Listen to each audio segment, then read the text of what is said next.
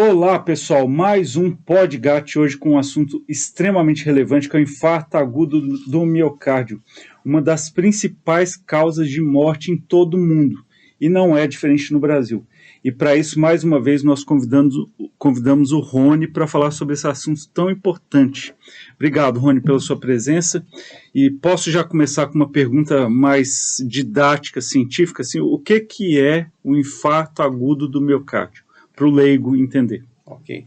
O infarto agudo do miocárdio, chamado popularmente de ataque cardíaco, é um fenômeno com alta mortalidade, como você já colocou, por uma obstrução de uma das artérias que irriga o próprio coração.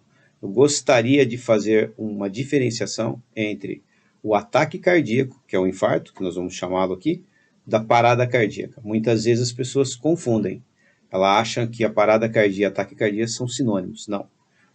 Na parada cardíaca, o coração já não funciona mais, ele não tem batimento cardíaco. No ataque cardíaco, o coração está sofrendo por uma obstrução. E é, infelizmente, um caminho comum o ataque cardíaco levar à parada cardíaca. E a gente precisa intervir isso para evitar exatamente esse desfecho extremamente fatal que é a parada cardiorrespiratória. Mas respondendo a sua pergunta, o infarto agudo do miocárdio ou popularmente chamado ataque cardíaco, quando o coração, o músculo cardíaco, chamado de miocárdio, está sofrendo por uma oclusão em uma das artérias que irriga o próprio coração. Que é a coronária, né? Isso, perfeitamente. Nós temos duas grandes coronárias, a coronária direita e a coronária esquerda, e elas se ramificam. E aí, qualquer um desses afluentes, vamos dizer assim, dessas coronárias ocluídas pode levar a um infarto agudo do miocárdio. Claro que quanto mais for, vamos dizer assim, obstrução maior dessas artérias coronárias principais, a gravidade é maior. Mas mesmo nas artérias que saem da coronária direita ou esquerda, ainda assim o infarto agudo do miocárdio tem uma possibilidade de mortalidade muito grande. Você disse como se fosse um rio, né? Com um rio grande, as artérias vão dando ramificações, dependendo do local onde esse acometimento for, a falta de oxigênio e glicose que chega na musculatura cardíaca pode ser mais importante, e esse sofrimento muito grande, levando à morte da célula muscular, né? Sem dúvida nenhuma. Nós chamamos sempre de órgãos nobres, né? Os órgãos nobres são coração, cérebro e pulmões. Esses órgãos, sobretudo o cérebro e aqui também o miocárdio, eles dependem muito daquilo que você bem colocou aqui, de oxigênio e de glicose. Se isso não chegar, as células já começam a morrer. E depois de 4 minutos desse processo de oclusão, as células já começam o processo de morte. A gente costuma dividir esse processo, é uma isquemia, né? O que é isquemia? A isquemia é quando tem uma redução do suprimento de oxigênio para determinado músculo, nesse caso, o músculo cardíaco. Então, a isquemia é a primeira etapa, ou seja, quando começa a faltar sangue e oxigênio. Se isso não for revertido a tempo, entra num processo de injúria, e a sequência disso é a própria necrose com a morte total daquela região. Os americanos chamam isso de tríade dos 3 Is, que é isquemia, injúria e infarctum, que é exatamente esse processo. A gente precisa atuar rapidamente para evitar esse processo catastrófico que, como eu disse, se nós não evitarmos isso, não atuarmos a tempo, o ataque cardíaco sim vai levar a uma parada cardíaca. Estima-se que 50% das pessoas que têm ataque cardíaco morrem antes de chegar ao hospital. É uma estatística muito importante, né? Sem dúvida. E quando a gente pensa nesse sofrimento da célula muscular cardíaca, por falta de oxigênio e glicose, ela vai parar de funcionar de alguma forma. Essa contração vai ficar inefetiva em uma área pequena ou uma área extensa, dependendo do acometimento arterial, né? Qual o local da artéria acometida. E não esquecer também da parte elétrica, né? Perfeito. Que também pode haver uma alteração, isso levar a uma arritmia. Isso é a causa mais comum, né? Quando você tem essa redução do suprimento de oxigênio, por um processo que inicia com a isquemia, que vai produzindo uma injúria até o infarto, você costuma ter uma resposta do próprio organismo com uma arritmia. E, em geral, essa arritmia ela tem um alto potencial de mortalidade. Tem alguns tipos de arritmia, mas aquela que chama a atenção para a gente é a fibrilação ventricular, que é muito comum nesses casos onde houve uma isquemia prévia. O coração entra num estado de agitação e ele vai tremer, por assim dizer, sem a efetividade do bombeamento, passa a não ter mais débito cardíaco. Não tem mais aquela contração efetiva, sincronizada, né? Realmente ele fica fibrilando, tremendo. Exatamente, né? Fica tremendo. E aí, Rony, você começou perfeitamente, falou da parada cardiorrespiratória cardíaca, né? Uhum. A partir do momento que o coração teve uma fibrilação ventricular, ele já não produz mais pulso. Isso, e nós consideramos isso uma parada cardíaca. Nesse momento, se a pessoa liga para o SAMU e fala, está tendo um infarto, é diferente de uma parada. Isso, o que o médico vai orientar é totalmente diferente, né? Isso. Por isso que é importante a gente diferenciar o ataque cardíaco da parada cardíaca. Como eu já disse, infelizmente, o ataque cardíaco leva à parada cardíaca, mas são fenômenos distintos e que a gente precisa reconhecer rapidamente esses sinais e sintomas do ataque cardíaco para poder pedir ajuda aí de maneira efetiva para que esse socorro seja enviado da melhor maneira e mais rápido possível. E o que o paciente sente normalmente quando começa a faltar esse fluxo de sangue e, consequentemente, de oxigênio e glicose para as células musculares cardíacas? Isso é importante a gente discutir, porque quando a gente olha a literatura, né, os maiores guidelines, a gente ouve o conceito de sintomatologia típica. O que é isso? Sintomatologia típica é aquele paciente que tem uma dor no peito, no meio do peito, no centro do peito, que nós chamamos de retroesternal, e que normalmente, por uma questão de enervação, irradia-se mais para o braço esquerdo, pode subir para a mandíbula. Isso é a dor típica. O problema maior é que cada vez mais, né, tudo na vida tem evoluções, e nessa aqui não é muito boa, cada vez mais a gente tem encontrado pessoas que estão infartando com as chamadas dores atípicas ou sintomatologias atípicas. O que eu quero trazer com isso? Que eu não posso esperar exclusivamente essa dor típica, que é no meio do peito, que irradia para o braço esquerdo, que vai para a mandíbula. Isso é dor típica, é o mais comum, a gente tem que abrir os olhos para isso. É claro que tem uma gravidade fundamental para a gente abordar, mas eu não posso exclusivamente esperar por isso. O infarto agudo do miocárdio ou o ataque cardíaco, ele pode se apresentar de maneira um pouco diferente, e muitas vezes, como por exemplo, uma espécie de desconforto abdominal. Tá? Isso é muito comum num grupo específico. Nós chamamos isso de equivalente isquêmico. O que é isso? Pessoas do tipo diabéticas, mulheres e idosos têm uma característica, veja, isso pode acontecer com qualquer um. Você, podemos ter essa dor atípica. Mas um grupo especial de mulheres, idosos e diabéticos tem uma característica de ter essa sintomatologia atípica. E isso pode ser um problema, porque se eu pensar exclusivamente na dor no peito, que irradia para o braço esquerdo, eu vou deixar de considerar um grupo muito grande de pessoas que sim, estão infartando e não são pensados dessa maneira. Isso pode ocorrer, inclusive, dentro do ambiente hospitalar.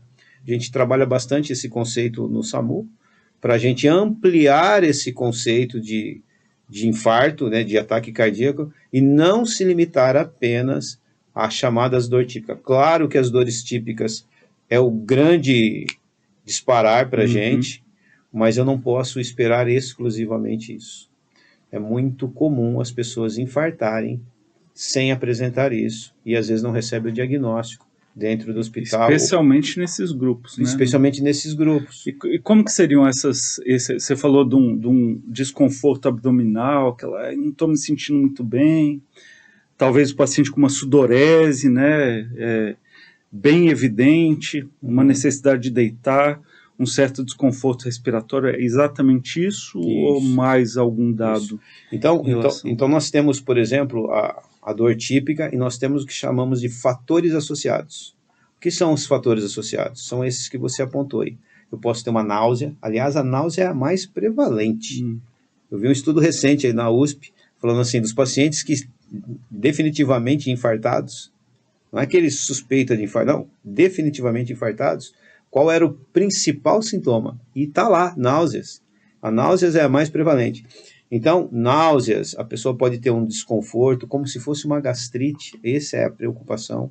Ela fala assim, e aí, qual o problema? Se ela teve uma alimentação diferente, que não é muito comum, ou uma alimentação mais copiosa, e ela tiver isso, ela vai sempre justificar esse desconforto abdominal por essa alimentação, por aquela coxinha gordurosa que ela comeu, mas nós temos que ampliar esse conceito. Pode ser só isso, que bom que seja só isso, mas pode não ser, pode ser um infarto em evolução, com esses chamados equivalente isquêmico, e aí passa a ser muito importante a gente pensar nesses fatores associados. Náuseas, alguns pacientes chegam até a ter vômito mesmo, palidez, as extremidades ficam frias. Isso tudo são fatores associados que, quando está associado a uma dor no peito típica, a gente tem que, sem dúvida nenhuma, correr com esse paciente.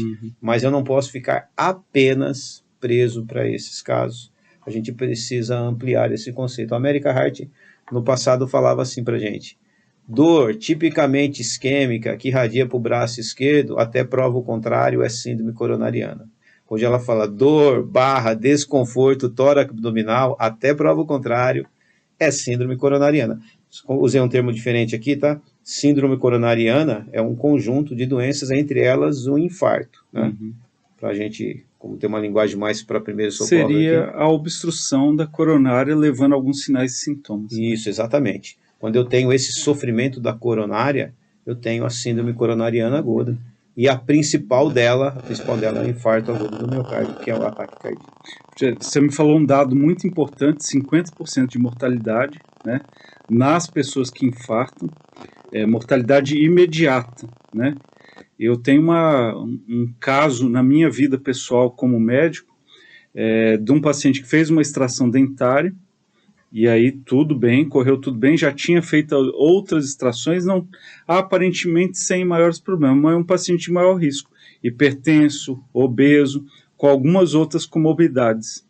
E depois de 4 horas da extração, ele começou a apresentar, foi se alimentar, e aí eu conversando com a esposa, depois de já ocorrido o óbito do paciente, ela falou que ele teve um desconforto abdominal muito importante, começou a ter uma sudorese durante a dieta, 4 horas pós-cirurgia, falou, vou me deitar. E aí começou a sangrar pela boca, né? E não tinha aparelho de pressão em casa, não foi aferido. Trazido depois de algum tempo, algumas horas, veio para o hospital com um quadro muito piorado, já em insuficiência respiratória. Então, e todo mundo que viu o sangramento colocava o olho, o foco era o sangramento naquele momento, porque já era um momento de emergência de fato, né? Ele estava em insuficiência respiratória, precisou ser entubado, tudo isso.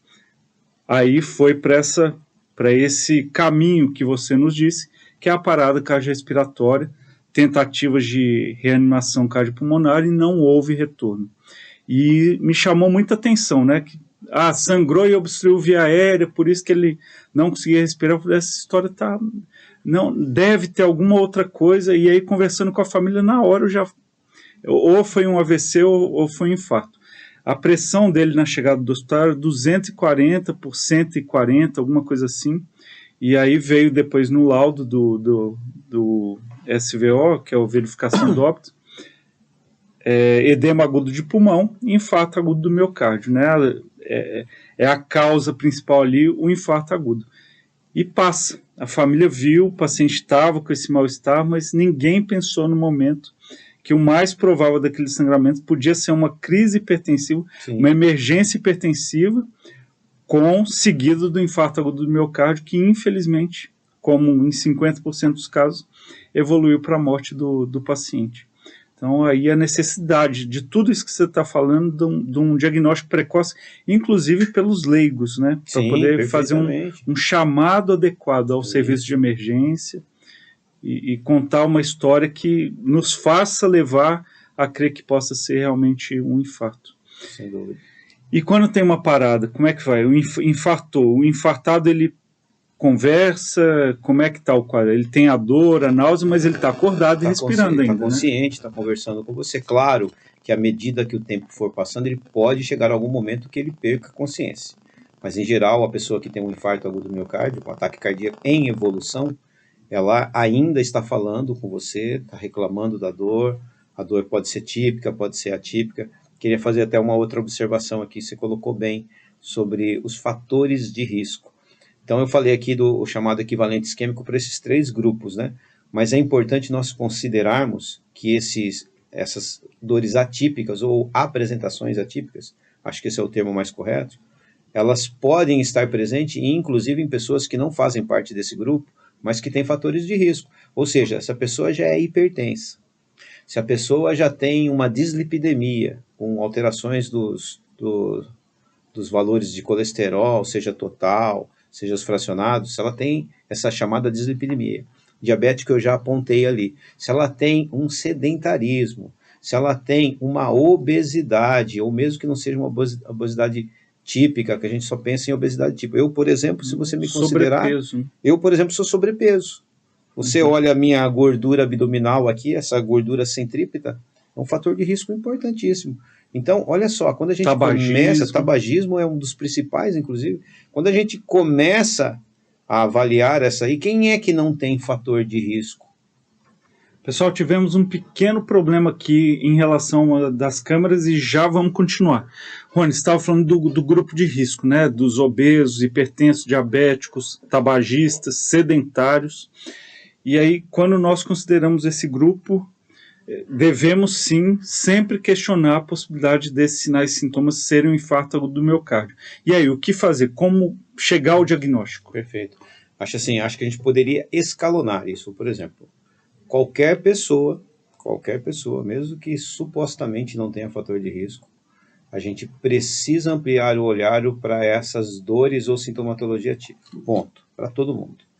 Pessoas que têm fatores de risco, mais ainda. E pessoas que, obviamente, terão fatores de risco porque são diabéticas, são idosas e são mulheres, só o fato de ser mulher, amplia ainda mais esse grupo que pode ter essa apresentação atípica. De uma maneira geral, todo mundo. Algumas situações que a gente vai ficar um pouco mais atento. Como é que a gente vai saber isso? Tem que suspeitar, e essa pessoa, essa vítima, precisa ser acolhida numa unidade de saúde, passar com um profissional médico, profissional enfermeiro, para fazer a classificação de risco, e para, na sequência disso, muito rapidamente, em até 10 minutos, realizar um eletrocardiograma. O eletrocardiograma ele é um divisor de águas. Ele precisa ser realizado para todas as pessoas. É um exame barato, que a gente faz beira-leito, e em até 10 minutos todo mundo deve receber um eletrocardiograma, para a gente já começar a delinear o risco dessa síndrome coronária, desse infarto agudo do miocárdio ou desse ataque cardíaco. Não tem como fugir disso. Isso é o mínimo que a gente pode oferecer para essas pessoas que têm essa sintomatologia. Lembrar então, que uma responsabilidade de tanto quem identifica e pede ajuda, quanto dos profissionais da saúde. Então, nesse caso aí, quem chamou, se for uma chamada realmente com uma característica de um infarto agudo do miocárdio, possivelmente vai ter um socorro rápido do SAMU. Você como integrante do SAMU, né, acho que concorda com isso, levar rapidamente para uma unidade onde seja feito o eletro, e a partir desse eletro que pode ou não confirmar, porque pode ser feito também os exames laboratoriais, mas o eletro pode mostrar uma lesão mais importante, né? uma obstrução mais importante. E aí vem a importância do tratamento precoce. Como que esse tratamento pode ser feito? Isso. Então, uma vez acolhido pela uma unidade de saúde, com o eletrocardiograma realizado em até 10 minutos, uma conduta que o profissional da saúde, sobretudo o médico, realiza, já é pensar, e merece uma explicação disso que eu vou falar aqui agora, tá? Já começa a se pensar no uso do antiagregante plaquetário, que é o uso do AS, tá? O ácido acetil salicílico. Por que isso merece uma explicação? Quando a gente olha protocolos de primeiros socorros de vários países do mundo, existe a indicação do leigo, veja, para esses países, do leigo, administrar o ácido acetil salicílico. Aqui no Brasil não é uma realidade. Aqui eu preciso dividir essa responsabilidade com o médico. Então, sempre vou ligar o 192 dando essas informações. Às vezes a pessoa até já usa o AS, mas mesmo assim fala com o médico para ter a autorização. Mas, então, importante dizer isso. ácido acetil salicílico é um medicamento usado rotineiramente na maior parte dos países e os protocolos reforçam isso. Até o protocolo da American Heart, a gente vê isso. Então, dê o AS 200 a 300 miligramas, 2 a 3 comprimido mastigável. Mas aqui no Brasil, nós vamos fazer isso apenas com a anuência do profissional da saúde, seja por regulação ou seja dentro de uma unidade de saúde. Então, de uma maneira geral, o que o profissional da saúde vai fazer? Os protocolos de dor torácica fazem. Eletrocardiograma até 10 minutos, um eletro de 12 derivações, e o AS nos casos em que o critério de exclusão não existe. Por exemplo, a alergia e um sangramento ativo. Então, o profissional da saúde faz esse medicamento, que é um medicamento fantástico, mas precisa ter monitoramento e acompanhamento profissional, tá? O AS tem Por que tem em muitas literaturas isso? Porque o AS sozinho reduz em aproximadamente 20% a mortalidade. Então é a medicação mais importante nesses primeiros minutos do atendimento, mas limitado a pacientes que já usam e sempre com anuência médica. Então a gente não está indicando aqui que o leigo deve dar AS para qualquer pessoa. As contraindicações aí, alergia, uma úlcera péptica que pode ter um sangramento. Perfeito. Um paciente com dissecção de aorta. Talvez isso seja um grande temor, né? Uma dissecção aguda de aorta, que você só vai piorar o quadro.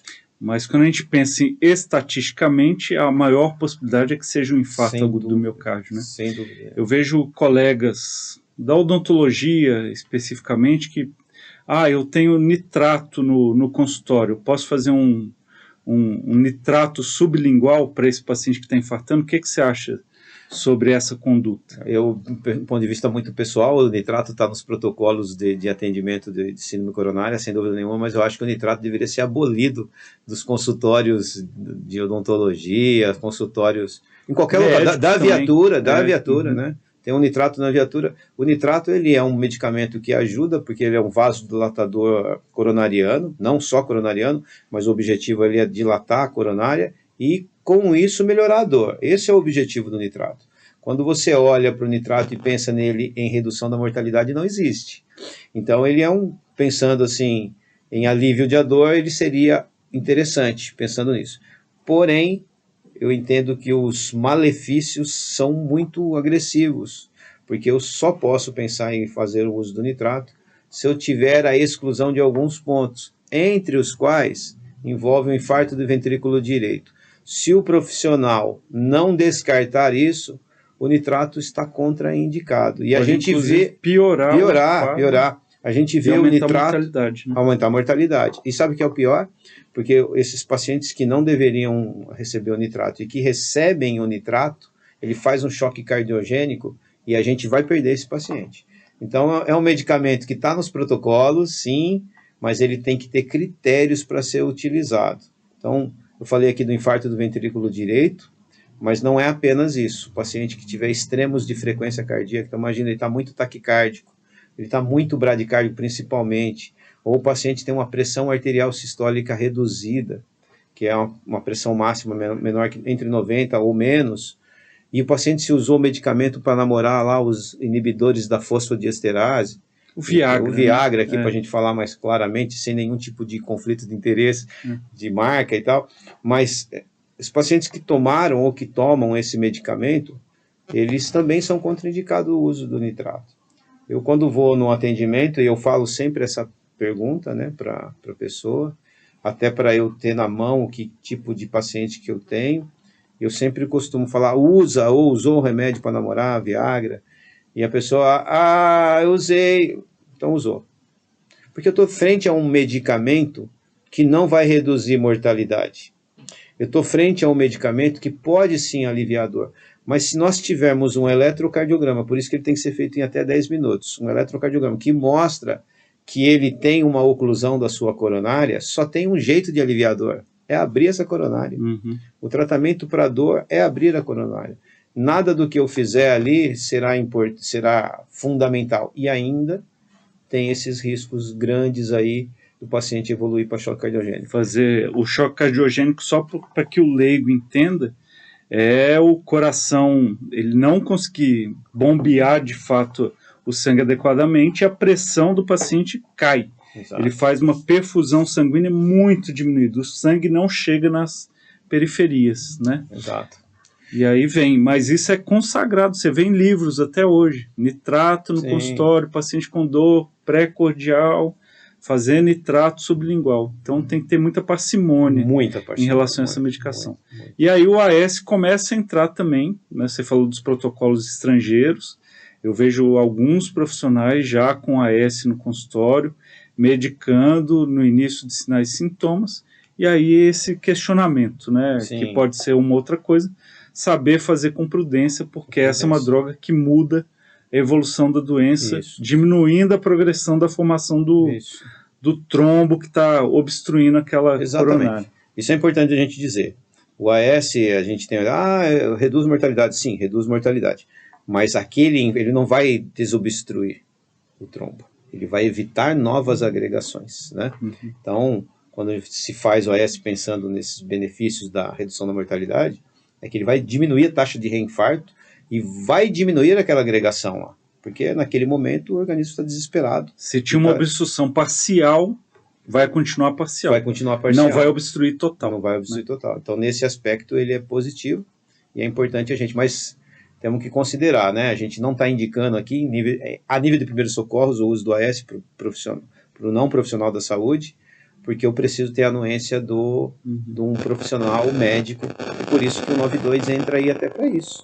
A depender da situação, pode ser que ligar para o 92 e dar as informações, o médico regulador possa perguntar se tem um AS, poderá sim, aí sim, fazer a mastigação, porque é isso, o medicamento deve ser mastigável, né? De 2 a 3 AS, pensando nessa redução da mortalidade. Mas não é isento de risco, né? A alergia é uma possibilidade. Eu não tenho nenhuma experiência de pacientes com alergia a AS, mas é uma possibilidade. O sangramento, sobretudo de úlceras pépticas. E o mais, talvez, o grande assustador aí seria a gente pensar numa dor torácica que não é um infarto, mas um aneurisma de aorta dissecando, e aí o AS poderia prejudicar. Então, por isso, aquilo que você colocou bem, parcimônia para todos. E aí você falou, o AS ele vai evitar a agregação plaquetária e o aumento desse trombo, mas ele não trata, de fato. Definitivamente. Como é que a gente vai tratar? Né? Quais linhas nós vamos seguir? Nós estamos num município que tem hospitais terciários, né, com alta tecnologia de cateterismo, mas quais os dois caminhos que nós, teoricamente, podemos adotar nesse momento? Então, vamos lá. O paciente tem um desconforto tóraco-abdominal, a gente ampliou esse conceito, certo? Então, até prova o contrário, é síndrome coronária, até prova o contrário é infarto, para o leigo, até prova o contrário é um ataque cardíaco. O que a gente precisa? Transportar essa vítima o mais rápido possível à unidade de saúde, preferencialmente ligando o 92. Por quê? Por que eu não devo colocar a vítima no carro? 50% faz uma parada cardíaca. Se eu coloco no carro e ele estiver dentro dessa casuística de 50%, imagina o que vai acontecer. Então, a primeira coisa que o leigo deve fazer, deixe o paciente confortável. Aliás, esse dia eu estava dando um treinamento e uma profissional médica me relatou uma situação que eu fiquei extremamente incomodado. Já vou falar já. Então, o que a gente vai fazer? O paciente permanecer em repouso. Não pode ter consumo mais, descer escada, subir escada e ir andando. Está em pé, a cadeira vem até o paciente. E não o paciente, vem aqui sentar nessa cadeira confortável. Não. Você traz para ele, para você não ter consumo nenhum. Por que o paciente não pode fazer esforço nesse momento? Porque o coração já está sofrendo. Lembra que o ataque cardíaco é um sofrimento por uma redução de oxigênio, por uma oclusão? Quanto mais consumo eu tiver, mais vai aumentar a demanda por oxigênio, e ele já não tem. Então se você faz ao andar, descer uma escada, você vai aumentar a frequência cardíaca, precisar de mais oxigênio e não vai ter. É isso. É exatamente isso que eu queria dizer. Eu estava dando um treinamento recente e falando exatamente dessas coisas, mas eram profissionais da saúde, então usava mais termos técnicos e tal. E tinha uma profissional médica, radiologista, obviamente que eu não vou citar aqui o nome, e ela me procurou depois no intervalo e falou assim: perdi meu marido. Fazia pouco tempo. 40 dias, e ele começou com essas características que você apontou, atípica, né? E aí, quando ela chamou a ambulância, eles, pelo que ela me falou, é uma casa de sobrado, A ambulância chegou, ele desceu, foi no banheiro, se arrumou, desceu a escada, foi até a ambulância, subiu na ambulância e fibrilou. Aí começa aquela correria. Aí eu pensei assim, poxa, que triste, né? Até porque tinha uma ambulância lá. Não era aqui na cidade de Campinas. Não que muda o sofrimento porque perdemos uma vítima. Mas não foi uma situação que ocorreu aqui em Campinas, porque é uma preocupação que a gente tem. O paciente não vai descer a escada. A maca vai até o paciente. Ah, não é possível a maca. Então vai na cadeira. A gente tem na viatura isso. Porque o paciente não pode aumentar essa demanda. E ela contava exatamente um episódio desse tipo. Aí... E ela, tipo assim, poxa, eu não tinha essas informações, porque é profissional médico, mas de uma outra especialidade, e não sabia desses detalhes dessa apresentação atípica.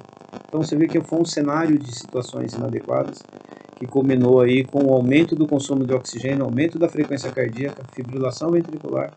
Aí ele fibrilou dentro da ambulância, era uma viatura de suporte básico, pelo que eu entendi, e aí foi feito o atendimento, mas infelizmente não... Lembrar que a fibrilação ventricular é sinônimo de parada cardiorrespiratória. Exatamente, fibrilação ventricular é parada cardiorrespiratória, é uma delas, então, e a mais prevalente. Na chamada do socorro, isso. Repouso. Esse vai ser absorvido por uma equipe de saúde, que vai levar a uma unidade de saúde para que tenha pelo menos um eletrocardiograma. Em até 10 minutos é o ideal que a gente faça o eletrocardiograma. Se não tiver contraindicação, o profissional médico vai indicar o AS, e o eletrocardiograma eu falei que ele é divisor de águas. Por quê? Porque o eletro pode vir com uma alteração que mostra a oclusão total da coronária, pode vir com uma alteração parcial da coronária, ou pode ser que não venha nenhum tipo de indicação de oclusão de coronária. Caso não tenha indicação de oclusão de coronária, que é feito e visto pelo eletro, olha que interessante, isso eu faço questão de bater.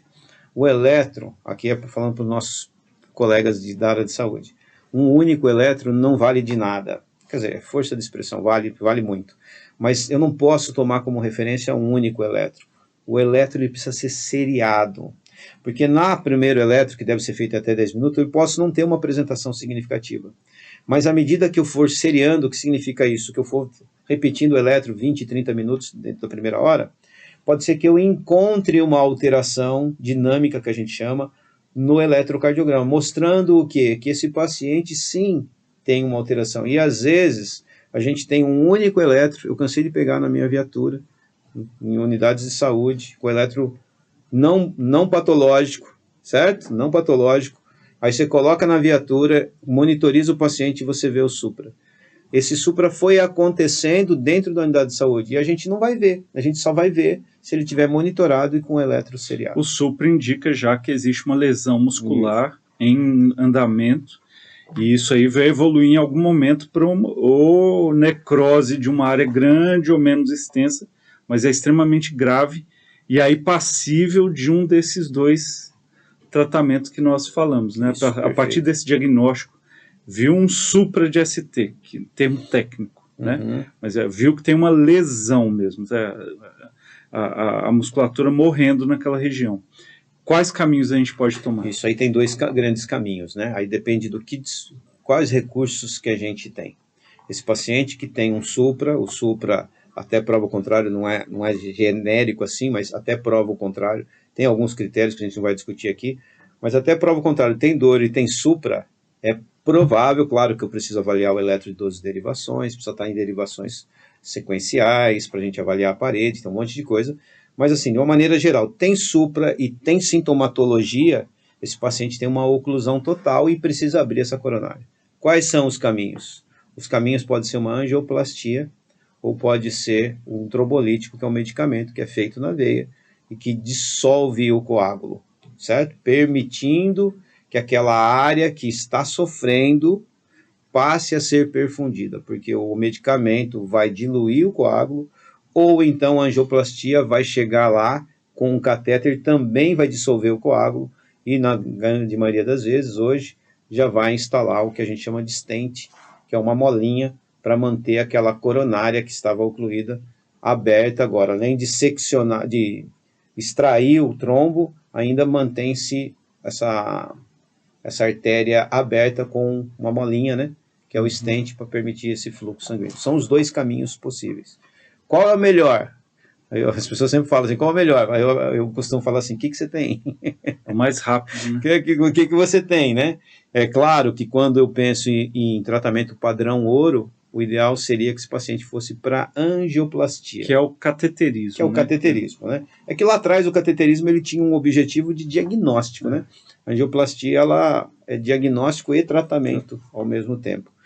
Então, para as pessoas entenderem, os dois caminhos são esse: ou ele vai receber um medicamento, claro, tem critérios de inclusão, de exclusão, melhor dizendo, né? Ou ele vai para a angioplastia, e aí a angioplastia é o padrão ouro. Então, por exemplo, se nós chegarmos num hospital e tem os dois, qual seria o ideal? Que ele fosse para angioplastia. Mas o que a gente encontra muitas vezes? O paciente indo para angioplastia num tempo demasiadamente longo e aumentando a mortalidade. Então não basta ter angioplastia, eu preciso ter angioplastia, mas esse paciente precisa estar na mesa em até, no máximo, mas muito no máximo, 120 minutos. O ideal... Então ele entrou na unidade de saúde, em até 120 minutos ele tem que ser feito o diagnóstico, tratamento inicial, chamada transferência, transferência realizada, chegar na unidade terciária, onde há o serviço de cateterismo, angioplastia, e ser angioplastado. 120 minutos. 120 minutos no máximo, né? Se você calcular que é mais que isso, já não vale a pena e você tem um trombolítico na mão. Merece ser faz o trombolítico. Perfeito. Esse é o racional teórico que tem, os grandes guidelines falam isso no mundo todo. O sonho de consumo é que ele seja em até 90 minutos, mas quando a gente considera uma transferência, então é aceitável até 120 minutos. Mas se isso não for possível e tem o trombolítico, o melhor que você pode fazer para o doente é fazer o medicamento. O medicamento vai agir abrindo essa coronária. E aqui em Campinas, onde nós temos o trombolítico nas viaturas do SAMU, e aliás um trombolítico mais moderno, né, que há atualmente no mundo, e também nas UPAs, né? E quanto tempo nós temos aí idealmente para fazer o trombolítico? Isso, o trombolítico, você deve fazer ele no máximo 30 minutos. Você, em até 10 minutos você fez o eletrocardiograma, você já vai saber se ele tem critério de exclusão ou não, para o trombolítico, e você já deve saber se você consegue colocar esse paciente numa mesa de hemodinâmica para angioplastia em até no máximo 120 minutos. Não é possível colocar, e você o trombolítico ideal é que você tenha, que a gente chama de tempo porta-agulha, de 30 minutos. Então tem o trombolítico, não vou conseguir angioplastia em até 120 minutos, tem que ser trombolizado esse paciente, afastando os critérios de exclusão. Esse é o melhor que a gente pode fazer para o doente. Quais seriam os critérios de exclusão antes da gente falar das possíveis complicações? Porque às vezes parece que o trombolítico vai resolver tudo e não é bem assim, né? Isso. Quais seriam esses critérios de exclusão? Se eu tive um acidente vascular, isso o médico vai fazer a beira-leito, né? Com o familiar ou até com o próprio paciente, a depender do nível de orientação e de consciência que ele tenha, ele vai buscar informações do tipo acidente vascular hemorrágico em qualquer período. Teve uma história de acidente vascular cerebral, contraindicado. Acidente vascular do tipo isquêmico. Às vezes a pessoa fala acidente vascular, mas não sabe definir. Aí o médico tem que trabalhar com o conceito de que foi um hemorrágico. Se ele conseguir definir que é um isquêmico, é nos últimos 3 meses, alguma literatura fala de 6 meses, mas tem um período que depois disso, vamos resumir aqui, depois de 6 meses ele poderia fazer, certo? Se o paciente tem a suspeita de dissecção de aorta, é uma outra possibilidade também. Se ele tem a suspeita, é uma dor que tem lá, e às vezes pode ter supra, esse é um problema, mas o médico precisa buscar... O diagnóstico não é fácil. Não é fácil, o médico tem que buscar as informações, características da dor, como que essa dor se apresentou. Então tem tudo isso aí que o profissional médico é capaz de avaliar. Ele começa, e o raio-x de tórax é importante, para ver se não tem alargamento do diastino. E então tiver uma possibilidade de dissecção de aorta, também é uma contraindicação. Se ele tiver um sangramento ativo, importante, abdominal sobretudo, também é uma contraindicação. Ou às vezes não tem nada disso, mas tem uma história de uma formação arteriovenosa cerebral, então passa a ser uma contraindicação. Estou me falando aqui as contraindicações absolutas, né? Aquela em que não tem dúvida, o médico tem que considerar não fazer o trombolítico, e aí esse paciente vai ser transportado para uma unidade onde tem hemodinâmica, mesmo que seja acima dos 120 minutos, certo? E em relação à idade, pode fazer em qualquer idade ou não? Dá para... Isso, a gente teve aqui em Campinas, a gente fez um estudo, né? Você está falando do trombolítico? Por exemplo, o paciente tem 85 anos. Isso. Posso fazer o trombolítico? Pode fazer, mas o que tem mostrado alguns estudos, inclusive Campinas participou desse estudo, é o chamado STREAM-2, onde se considerou utilizar acima de 65 anos metade da dose, com uma possibilidade de reduzir sangramento. Então, essa é uma indicação mais formal que a gente tem atualmente. Vários estudos por aí, em geral, mas assim, acima de 65 anos seria de bom tom que a gente utilizasse a metade da dose que usaria para uma outra pessoa, de uma maneira bastante genérica, né? Mas com um desfecho satisfatório. Exatamente, exatamente. O que a gente tem que lembrar é isso, né, Rony, que fica parecendo muito simples, né? Faz o diagnóstico trombolítico, não, é uma doença muito grave, muito grave, sim. E com alta taxa de mortalidade. Mesmo fazendo tratamento trombolítico, ele não é isento de complicações seríssimas, que inclusive também podem levar à morte. Então, quando nós falamos em infarto agudo do miocárdio, é uma doença que gera muita preocupação em todos os profissionais e ao paciente também. Nós não podemos desmerecer isso. Jamais, jamais. E depois de tudo isso, conseguimos desobstruir. Tem que ver como é que esse coração vai evoluir, né? A quantidade de músculo afetada, necrosada, que já não funciona mais, se esse coração vai ter insuficiência cardíaca, sim, de alguma forma, né? O paciente vai ter insuficiência cardíaca. Aí vamos voltar lá no começo, né? Como evitar ter as doenças cardiovasculares? A gente está falando de infarto agudo do miocárdio, mas aí entra também o AVC. O que nós podemos fazer para evitar chegar nesse momento, né, de ter realmente uma obstrução coronariana? Sem dúvida nenhuma, os hábitos de vida são a grande menina dos olhos, para a gente pensar em não ter mortes cérebro cardiovasculares. Então, aquilo que a gente já falou, de certa maneira, é manter-se ativo, evitar o sedentarismo. O tabagismo é terrível. Abandonar o uso do tabaco. Nós precisamos ter os nossos controles glicêmicos adequados, ou para pessoas que é muito comum, né, essa doença crônica, que ela, mesmo que ela seja diabética, ela mantenha esses índices glicêmicos adequados, e que ela tenha também um controle, claro que a alimentação é fundamental para isso, mas dos níveis lipidêmicos também, que também é uma grande... Colesterol, triglicéridos, né? Exatamente. Esses são os principais fatores que a gente pode modificar com hábitos de vida. São os chamados fatores modificáveis. Sem dúvida nenhuma, esse é o melhor cenário. Lembra que eu te contei a história do paciente que teve um infarto após uma extração de dente. Naquele dia, especificamente, ele não tomou a medicação da hipertensão, né? E aí começa a história, parece acidente de avião, né? São vários fatores que vão levando a um desfecho final muito ruim. Ele não tinha tomado a medicação. A importância de você ter chamado atenção a isso, de controlar a pressão arterial, o diabetes, são doenças crônicas que precisam de medicações de uso rotineiro, diário. Sim, né? Sem dúvida.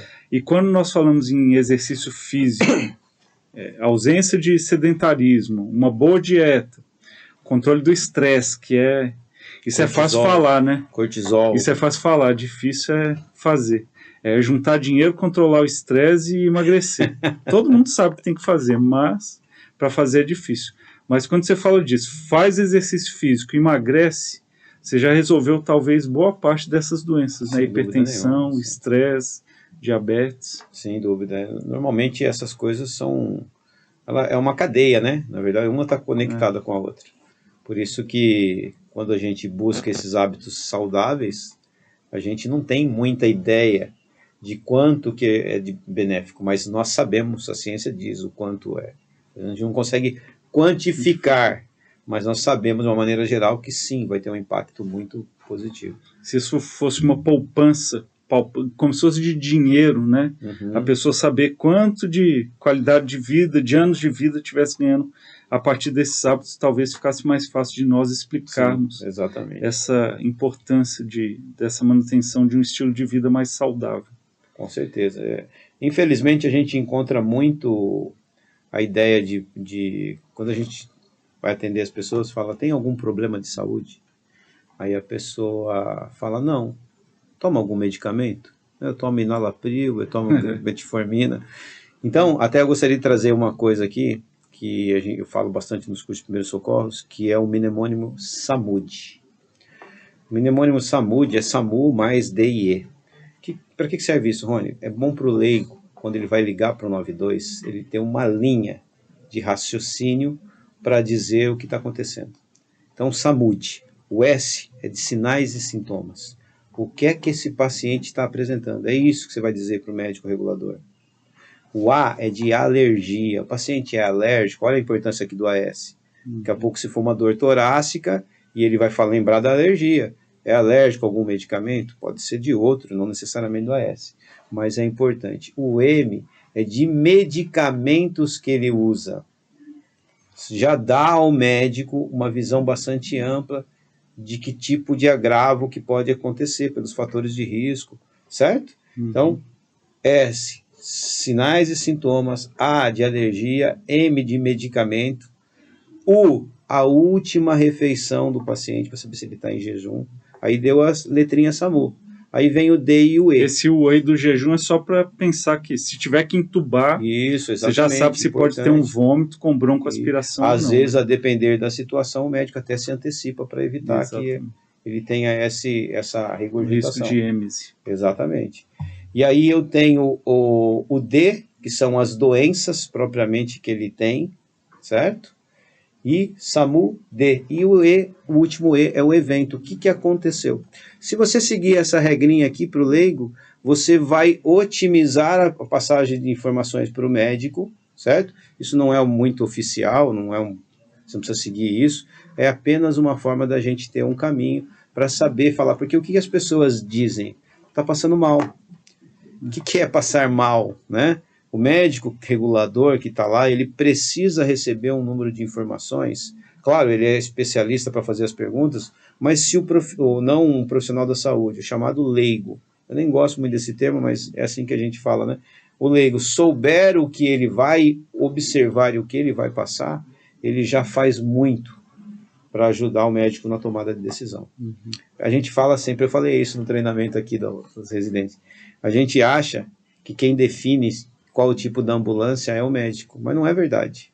Quem decide sou eu que peço, porque a depender daqueles achados que eu encontrar e eu passar para o médico, eu vou fazer ele tomar uma atitude diferente.